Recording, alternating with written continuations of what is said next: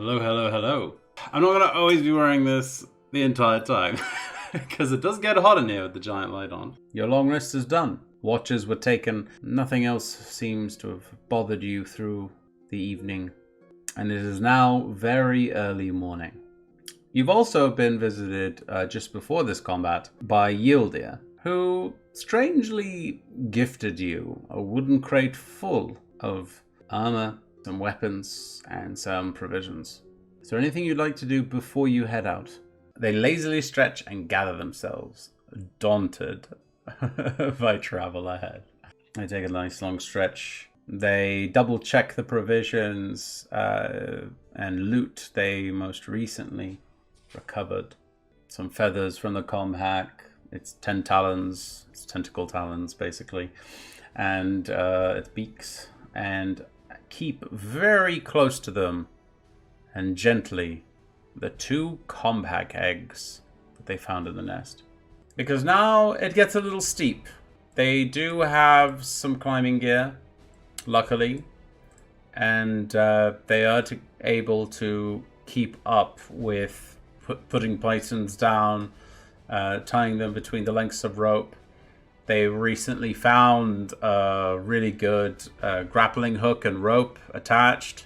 Has it been checked to see if we know proper storage or incubation of the eggs? Let's see if you know that. I'm going to make it a survival check because nature check was already happening. So survival is like, do we know enough about their behavior? Have we been out in the wilderness enough to witness this behavior? A 13. Nice. Let's see if you can crit that or even do better. Nice, a 15, solid. So you got an 18 and a dirty 20. That's amazing. Steph has seen enough of these mountainous regions. They've trained in the glacier top temple of the Frozen Fist. They've traversed across this range at least once before when taking the ships from Hulksval out with Esgradiers during the more pirating days, and has come by this happenstance before of seeing how the eggs are kept. Although they are kept in nests, the nests are often put together with some, stolen thatch or dried twigs. For the most part, stones make up the base of these nests always. And the combat itself never seems to sit on the eggs, but instead lets the cold blow over them.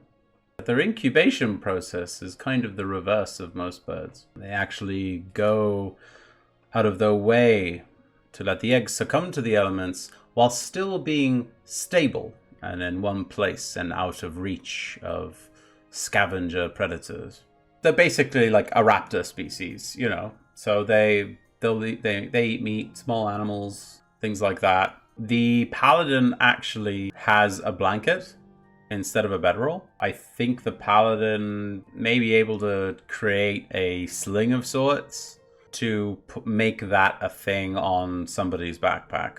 Even if it's something that they carry in front of them, with the eggs or something. And these combat eggs are big. Think of an emu egg, these guys are medium-sized creatures. They're not like a hawk, which is small, right? These things are these are big eggs, big boy eggs. So there's 2 of them. Tie up a quick bundle to hang on a pack then. Okay, done. The soldiers and stuff are a lot lighter, so they're sort of making their way down, climbing, setting all the pythons and everything. It goes without a hitch.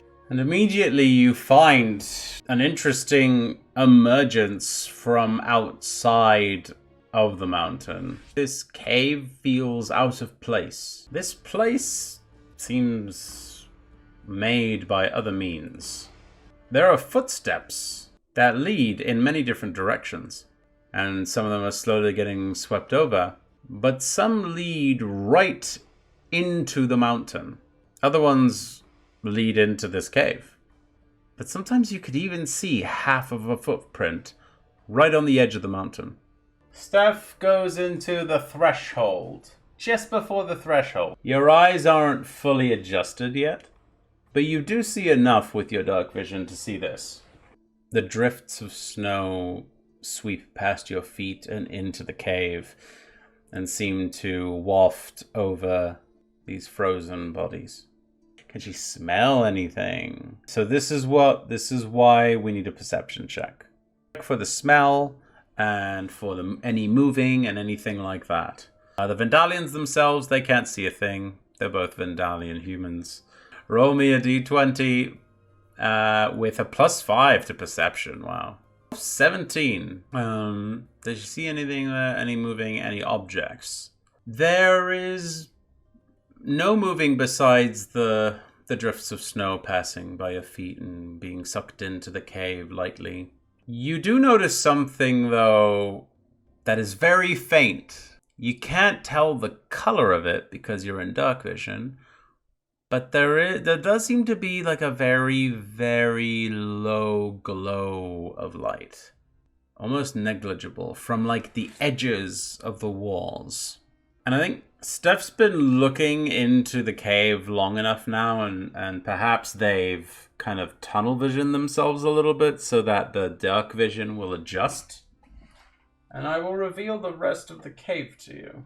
Skirting the walls are these blue mushrooms. These walls seem to be a mix of this rock and glacial ice. These mushrooms glow a very dim light, but you can tell just by the intensity of that whiteness on the caps of them that they are glowing.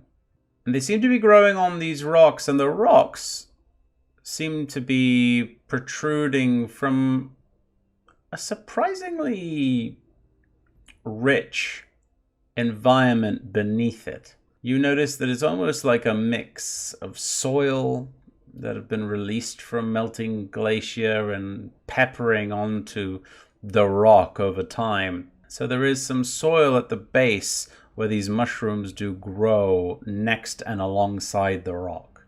And it seems that with the tools given, you were given pickaxes, you were given climbing gear, and you were given jars to put soil and mushrooms into. Although rocks you were not given a container for. But you need to recover rocks, mushrooms, and the soil from this cave. Steph would say, hey, listen, it looks like everything's here. And they would take a small step closer and try to look in, but not venture much. You know, they're being cautious because they were warned. The Vandalian Lancers, look at each other. How do you see in this darkness? You won't have to lug these torches around everywhere. And they begin to pull them out of the bags. The cave entrance is maybe about 10 feet high. And just looking straight, you don't see up. I think I'm going to have them both roll. We're going to do survival check, but it's going to be one. The way I do advantage or assistance advantage is I let both characters roll with their own modifiers because they are assisting. A 3, so a 2. Oh no, let's see if Sir Reginald can save that with his +1. Over here are the dice you can use for the respective people. Nature check. A 13, so a 14. That's much better. You know these mushrooms, and you know these as the Bangugat mushrooms. These mushrooms are actually known for being an amazing replacement for meat. Meat-tasting mushrooms. You know because of the shape and the look and the way it's growing. These are Bangugat. The Vandalians and Steph have torches, so like they can definitely do that. So torches are lit. Are they going in yet? Light a candle. Okay, so he lights everyone's got torches, and he's there like flick flick. A flint. The meat mushroom. Nothing dangerous. We should get to work. So you're gonna go. Okay, so you saunter in. You notice one has a backpack. Search them thoroughly. Loot everything, eh? And of course. Nigel uses Divine Sense.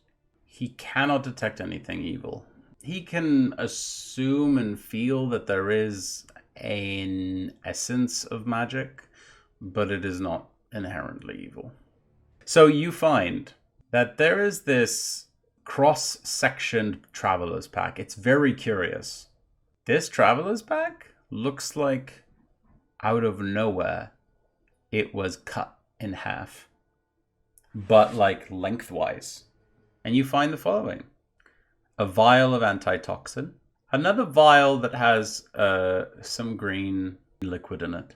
You find a crowbar, and you find a satchel. And in this small purse, you find 23 copper, 12 silver, and 4 gold.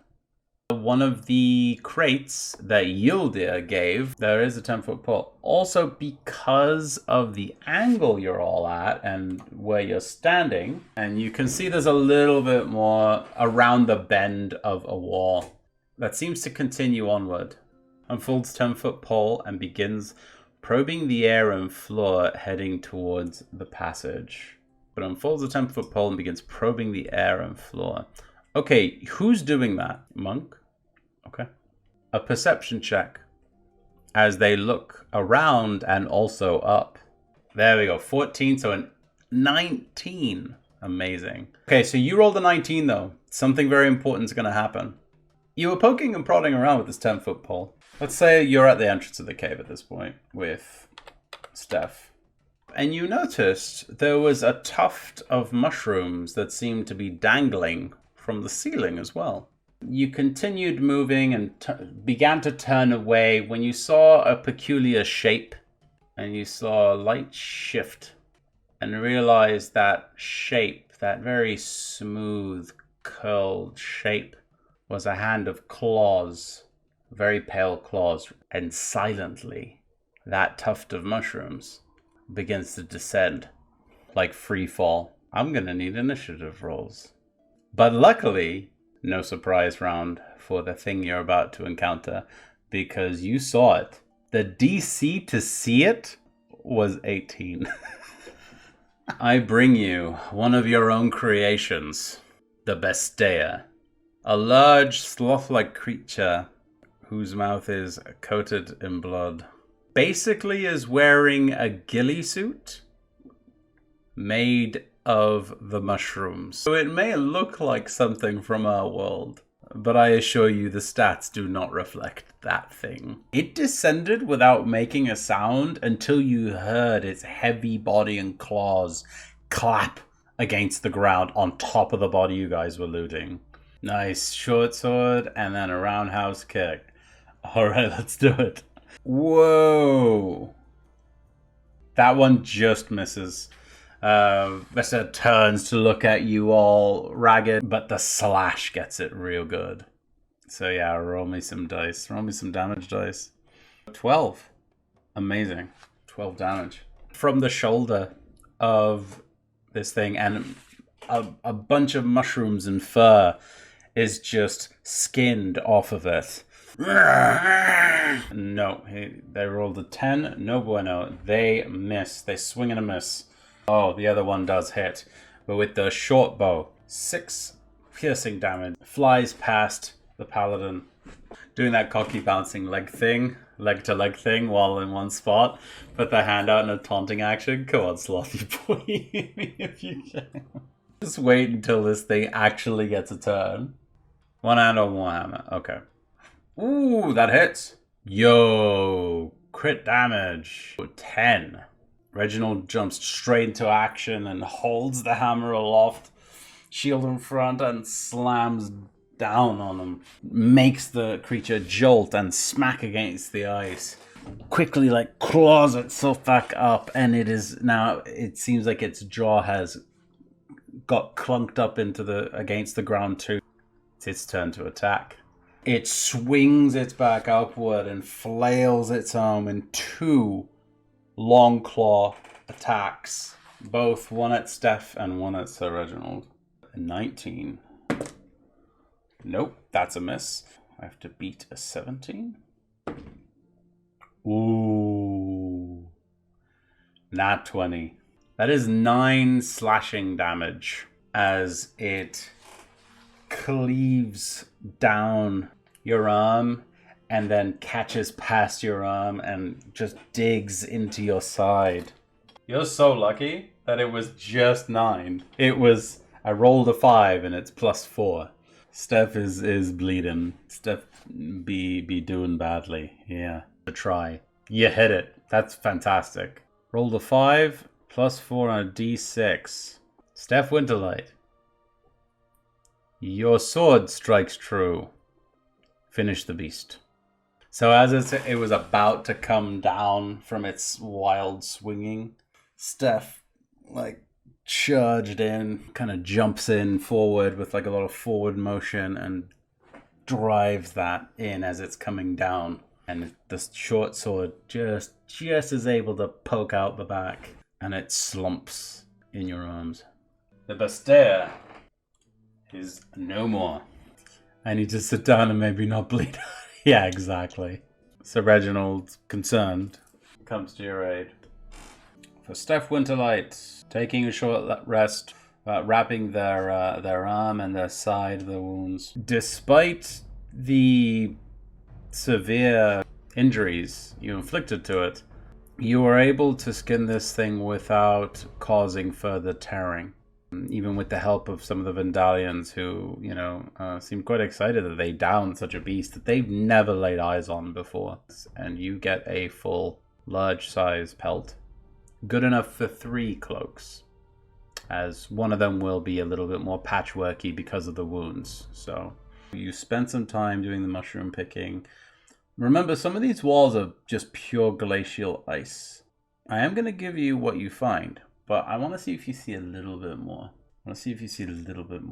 This is during Steph's recovery, so they are taking it easy. They're picking the mushrooms. They're helping to pick mushrooms and grab the soil a bit, but the rest of you are working on grabbing some of the mine some of the stone, whatever. But you roll a high perception check. As Steph looks at the ice, something seems silhouetted of a face encased in ice.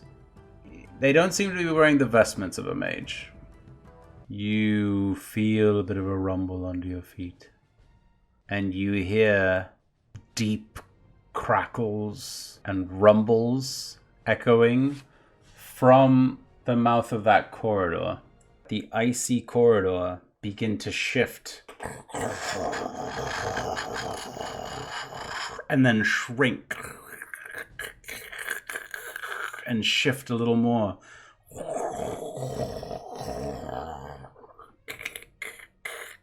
You did recover everything, so that you do have the things you came for. Okay. You take a few more moments, mine free, pickaxe free, a nice aquamarine gemstone. Look at you guys playing Minecraft and D&D. Yes, getting to that body would take an extreme amount of effort and maybe some magic that you guys just don't have. You make your way back up. It is going to take the rest of the day. Luckily, this mountain pass was the most efficient route to get to the base of this cave. Someone did mention gathering the meat, so I would say yes. You guys did think of it. You're basically coming back at night through that mountain pass. You reach the Van Dorn Academy. The door scrapes open, and it is Walther Van Dorn who answers. I saw you from the window. Please, I hope you were able to find everything. Walther, it's a pleasure to breathe where the air doesn't stab one's lungs. Can we speak near a fire? Absolutely. Follow me, as we have a large fire in the foyer there. I'm sure you're curious to see what is about to happen, or at least what we hope will happen. So he brings the jars to the other mages who are waiting anxiously there, and they seem to be lining the route of this ghost. The ghost seems impartial to the whole experience. Doesn't seem to know what is happening. And seems like they're doing like a pacing back and forth, and they phase through the table that's in front of them casually, the armchair that's beyond that. And the mages are very carefully following suit and placing the materials, a little bit of stone here, a little bit of that there, a little bit of the mushroom here. Then they finally move back. The items that you brought back begin to glow. They begin to hear her voice. The garbled word here, word there, finally is making complete sentences. and her actual form is not looking as ethereal and is getting more translucent. And you hear her voice say, "Attempt 523 to return. I have found the most incredible things here. Numerous, almost endless systems, but I can never seem to find my way out. Others have become lost here. Others remain lost here by choice. Although I am excited at the prospects of these discoveries, this place is a hazard and should be heavily warded, so as to not attract foolhardy and ignorant expeditionists. I hope one day you will be able to hear this and use my studies to get me out." It's at this moment the air smells different to her, and the atmosphere and warmth of the firelight hits her skin. She's no longer even translucent. She touches the makeshift archway that was also made that she was pacing through, and she looks around her at the mess that was made by the mages, and almost collapses in relief, but catches herself on the armchair. "I'm back!" Hudin Bolo is a Krokemi human of 62 years, but talk of her indicates she has been around much longer. She was lost in the caves for 10 years and doesn't look a day older. So she's quite shocked that she's here, and she's shifting her eyes around, and Walther is speechless and shuffles towards her and grabs her hand and goes, "Yes, you are here. Hudin, you're back. Wait, which spell did you use?" "Well, we used your transposition spell, but in a certain way that would indicate that it could strengthen, with the ethereal plane." "Oh, that is interesting. That is an interesting augmentation, indeed. That's not the intent I had for this spell, although I was hoping someone would find this one. It is definitely one that's meant to transport people from one place to another. And I was trying to do the same spell on my end, but I believe I did not have enough materials." All of you open your hands. The Vandalian Lancers look weirded out by it, but they just slowly and gingerly put out their hands like this. Simultaneously, as he descends the wand, just in a general direction of all four of you, each of you gets a hefty bag in your hands, and you almost have to kind of stop yourself from letting it drop through. Each of you has been given a nice hefty sum of 100 gold. Now there is the matter of another potential issue that might be done. The capital of Ascali is bustling with intrigue as news of an armed shipment of prized Blessglass steel tools, custom made for arcane and medical practices, was stolen shortly after entering the city. This bold robbery within the Majocracy's capital has everyone in a stir, and the Ice Dragonborn of Newton are desperate to discover the culprits and recover the prized goods. The suspects being seen retreating into the city's Vandalian quarter, which is a slum full of poorer Vandalian citizens, stuck there by circumstance over desire. Your Imperial presence could make it easier to gather information and bring the culprits to justice in a delicate. Upon the discovery of the thieves and the return of the supplies, the Ascalian oligarchs will pay you 1,000 Kali, which is 250 gold each. You guys are given residence here at the Mage Academy for as long as you're staying, so you don't have to worry about paying for an inn this time. The night passes.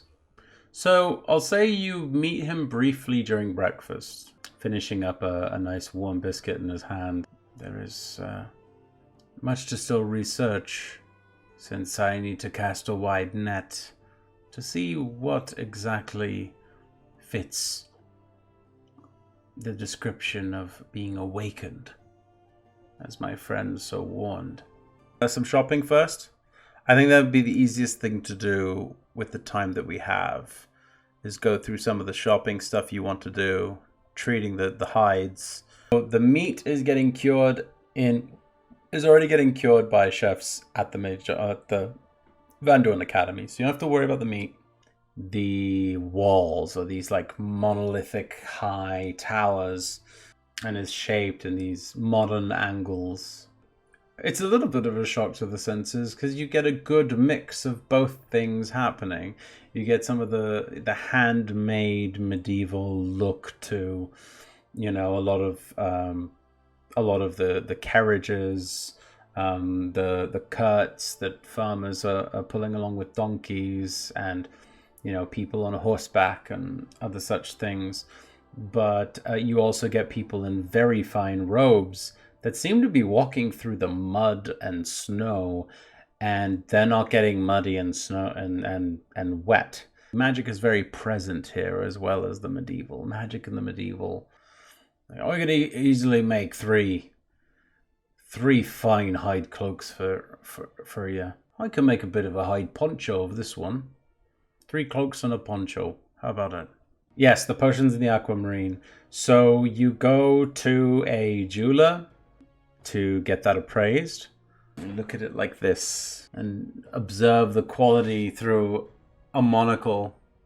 150 gold. A 14. They're being half honest. They're lacing, making a deal with truth as well. Yeah, I'd say it sounds good with a 14. Okay, so you're going with the deal.